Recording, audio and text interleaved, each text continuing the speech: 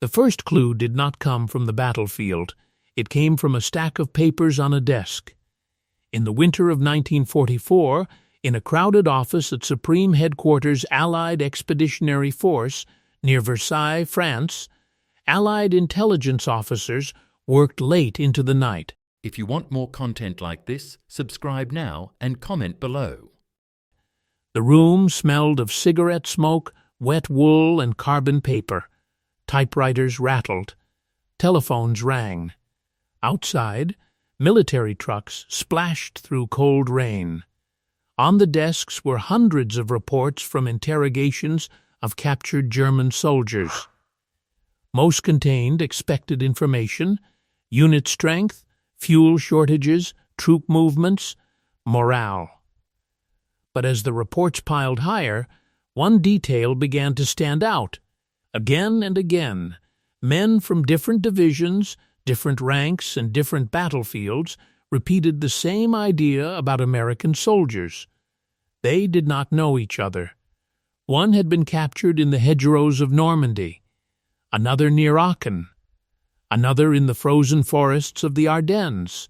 Some were teenagers. Others were veterans who had fought in Poland, France, Russia, and North Africa. Yet when interrogators asked what they thought of the Americans, their answers kept circling back to the same surprising conclusion. The officers at SHAEF, under Major General Kenneth Strong, took notice. This was not a rumor from one front. It was a pattern. And in war, patterns matter. What were German prisoners saying? That American soldiers always came back. That was the phrase, repeated in different words but with the same meaning. You could stop an American attack with mines, artillery, or machine guns. You could destroy the first tanks and cut down the leading infantry. But the Americans would regroup, call for support, and attack again. If the second attempt failed, they would attack a third time, and then a fourth. And each time they returned with more artillery, more tanks, more ammunition, and more determination. To many German soldiers, this relentless persistence was the most striking thing about the U.S. Army. The conclusion appeared so often that Allied intelligence officers began treating it as more than a compliment. It was a strategic reality. German units were not simply being defeated by American firepower, they were being worn down psychologically by an enemy that refused to stop. To understand why this statement echoed through POW cages across Europe, you have to go back to the battlefield. The story begins on June 6, 1944, at Omaha Beach. Before dawn, the men of the 1st Infantry Division and 29th Infantry Division crossed the English Channel in landing craft. Many were seasick. Some clutched photographs from home. Most had never seen combat. The weather was rough. Water slammed against steel ramps. Officers shouted over the engines. No one knew what waited on the sand. At 6:30 a.m., the ramps dropped. Machine gun fire tore into the first waves. Men fell before they took 2 steps. Radio operators drowned under the weight of their equipment. Engineers carrying explosives were cut down. Tanks sank offshore. For long minutes, the assault looked close to collapse.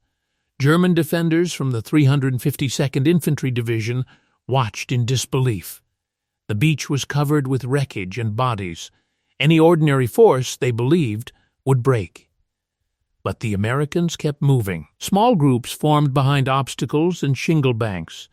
Junior officers and sergeants gathered whoever was alive. Engineers blasted gaps. Soldiers climbed the bluffs under direct fire. Units mixed together, ignoring their original plans. By noon, Americans were pushing inland. Years later, German veterans consistently described their shock. The landings had inflicted terrible casualties, yet the attacks did not stop. Even after severe losses, fresh waves arrived. Naval gunfire intensified. More troops came ashore. The pressure never eased. The lesson was immediate. Americans absorbed punishment and continued forward. The same pattern appeared in North Africa. In February 1943, during the Battle of Kasserine Pass, forces under Field Marshal Erwin Rommel struck inexperienced American units in Tunisia. The U.S. Army suffered confusion and significant losses. Some positions collapsed. German officers initially concluded that American troops were untested and fragile, but the impression did not last. Within weeks, American units reorganized under General George S. Patton and General Omar Bradley. Training improved. Discipline tightened. Coordination between infantry, armor, artillery, and air power became more effective. When the Americans attacked again, they were harder to stop. German prisoners later told interrogators that the Americans learned quickly, a mistake that worked once rarely worked again. Then came Sicily in July 1943. Under intense heat and dust, American troops pushed inland against stubborn resistance from German paratroopers and rear guards. Roads were narrow. Terrain favored defenders. Yet each delaying action only bought time. It did not halt the advance. If a crossroads held for a day, the Americans returned with artillery and armor until the defenders were forced to withdraw. Captured German soldiers increasingly described a common frustration. American units possessed immense resources, but what stood out was their refusal to accept failure as final. If one approach did not work, another followed. By the time of Normandy, that reputation was spreading through the German army. Inside bunkers overlooking the hedgerows, officers warned their men that American attacks might appear clumsy at first. The first wave might be pinned. Tanks might be knocked out. But the assault would continue. Artillery concentrations would grow heavier. Fighter bombers would appear. Engineers would clear paths. More infantry would come. This was not myth. It was experience. The bocage country of Normandy was a defender's dream. Thick earthen hedgerows formed natural walls. Each field became a fortress. German machine gun teams and anti-tank guns could fire from concealed positions at close range. Progress was painfully slow. On July 11, 1944, around St. El, units of the 2nd Infantry Division attacked well-prepared German defenses. Casualties mounted. Some companies lost much of their strength. Yet after each setback, artillery pounded suspected positions. Tanks pushed forward where possible. Infantry attacked again through smoke and mud. German defenders from units such as the 3rd Parachute Division noted the same exhausting cycle. There was rarely a sense that the battle was over. If the Americans were repulsed in the morning, they often returned before nightfall. One captured officer summarized it in a sentence that appeared in several Allied reports: "They never seemed to know when to quit." That persistence was not based on courage alone. It was supported by systems. The U.S. Army excelled at replacing losses, delivering ammunition, evacuating wounded, and coordinating fire support. An infantry platoon pinned by a machine gun could call for artillery. A battalion could summon tanks. Corps headquarters could shift enormous quantities of shells onto a small area. Trucks kept supplies moving day and night. German soldiers recognized this connection. The Americans kept attacking because they had the means to recover and continue. But equipment alone does not explain what German POWs remembered. The men in the foxholes still had to stand up and advance again after seeing friends killed. In the Hürtgen Forest during late 1944, American infantry fought in one of the harshest campaigns in Western Europe. Dense woods blocked visibility. Trees exploded into deadly splinters under artillery fire. Rain turned trails into mud. Cold seeped into boots and gloves. Progress was measured in yards. German defenders held bunkers and minefields in difficult terrain. They inflicted severe casualties. Yet even here, despite fatigue and confusion, American units repeatedly renewed their attacks. German prisoners captured in the region told interrogators that they were astonished by the Americans' willingness to continue under conditions that resembled the worst fighting on the Eastern Front. Then came the Battle of the Bulge. Before dawn on December 16, 1944, German forces launched a massive surprise offensive through the Ardennes. Snow covered the forests of Belgium and Luxembourg. American outposts were overrun, roads clogged with retreating vehicles and refugees. For a brief moment, the Western Front shook. German commanders hoped speed and shock would break American resistance. Instead, resistance hardened. At Bastogne, the 101st Airborne Division and supporting units held a vital road junction despite encirclement, artillery bombardment, and freezing weather. Medical supplies ran low, ammunition was rationed, yet the perimeter held. Across the Ardennes, isolated American platoons delayed entire columns. Engineers blew bridges, tank destroyers fought from ambush positions. Artillery units fired until barrels overheated. German prisoners later admitted that they expected panic. Instead, they encountered units that continued fighting even when cut off. When General George S. Patton turned the Third Army north and attacked to relieve Bastogne, the familiar pattern repeated. Poor weather, icy roads, and strong defenses slowed the advance, but it did not stop it. The pressure continued until the encirclement was broken on December 26, 1944. For German soldiers, the message was unmistakable. American operations might bend. They did not stay broken. The same impression emerged from encounters with individual American units. The 1st Infantry Division had fought since North Africa. The 4th Infantry Division drove from Utah Beach across France. The 2nd Armored Division developed a reputation for aggressive attacks. The 82nd Airborne Division and 101st Airborne Division became known for holding critical ground under pressure.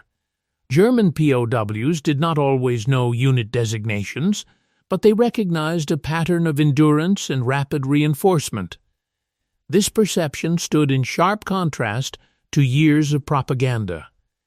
Many German soldiers had been told that Americans were soft, overly dependent on machines, and unwilling to endure hardship.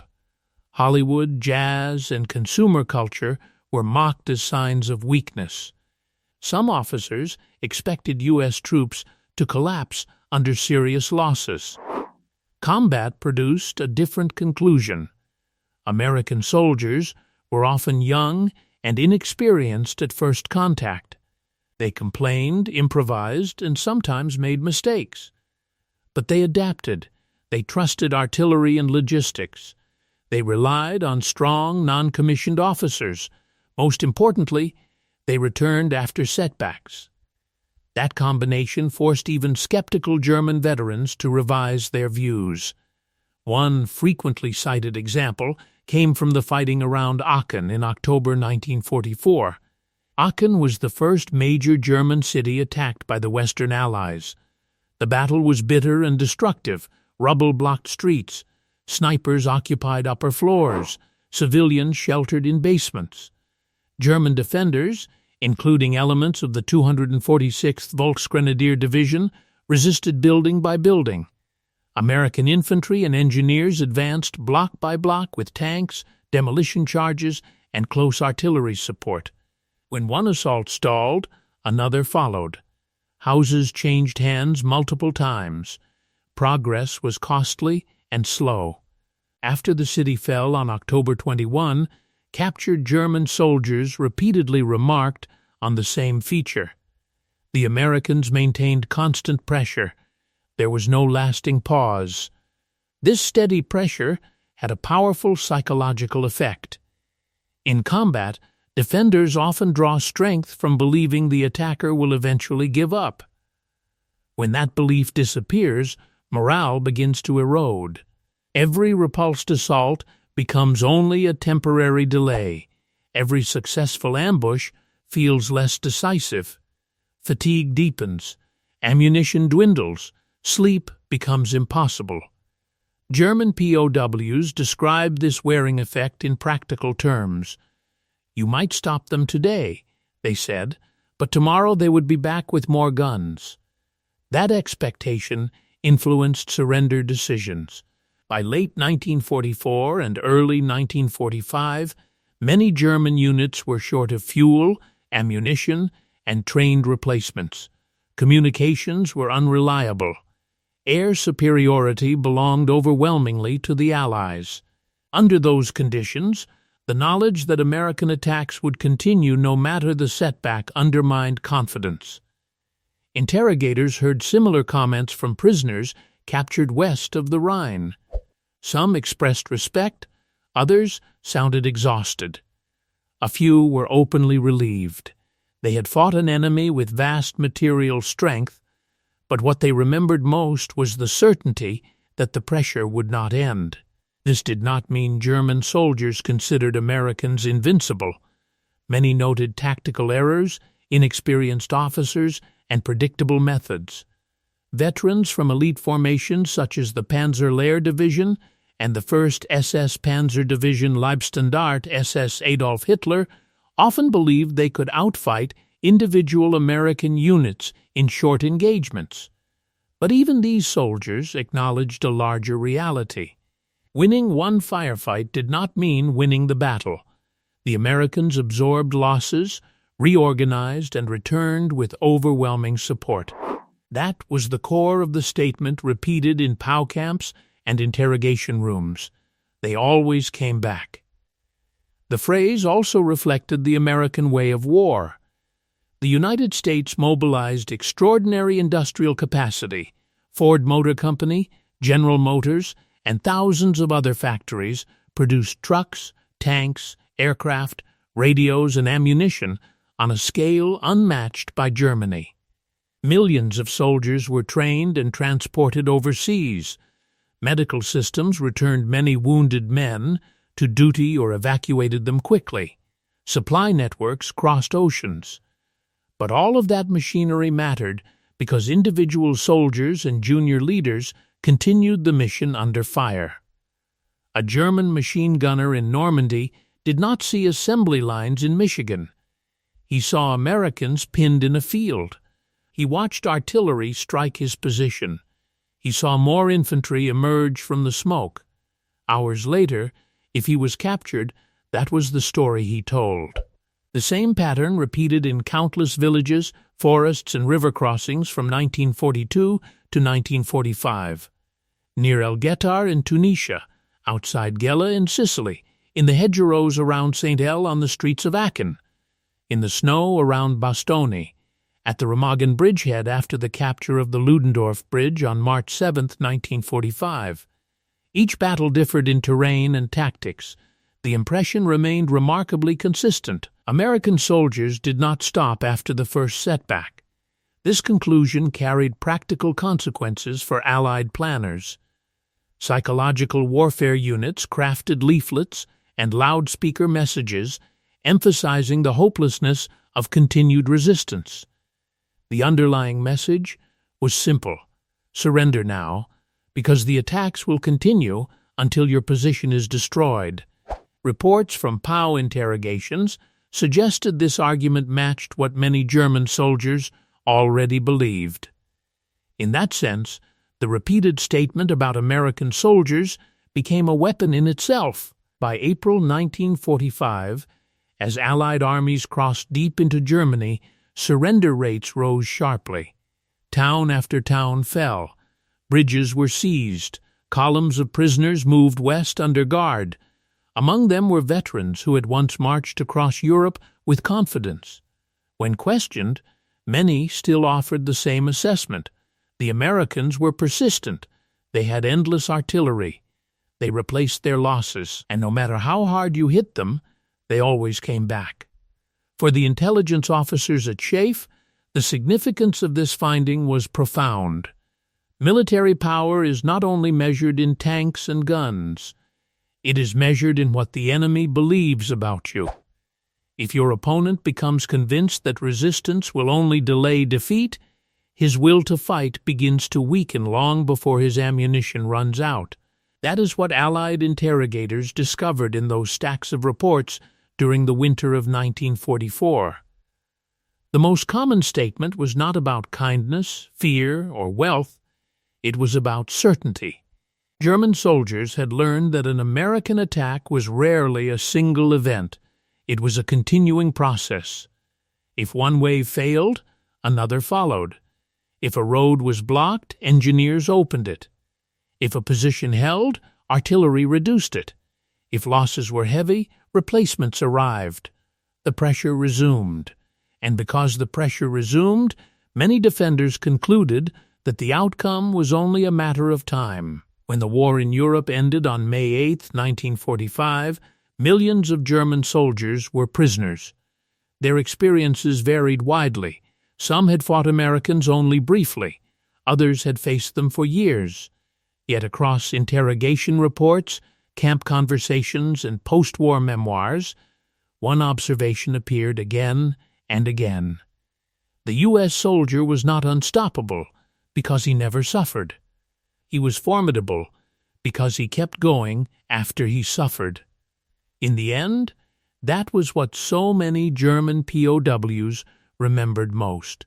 Not a single weapon, not a single general, not a single battle, but a pattern they saw too many times to ignore. The shelling would stop. Smoke would drift over shattered fields. For a few minutes, the front might grow quiet. German soldiers would check ammunition, tend to the wounded, and hope the attack had finally ended. Then, somewhere beyond the haze, engines would start. Artillery would open again. And the Americans would come back. If you want more content like this, subscribe now and comment below.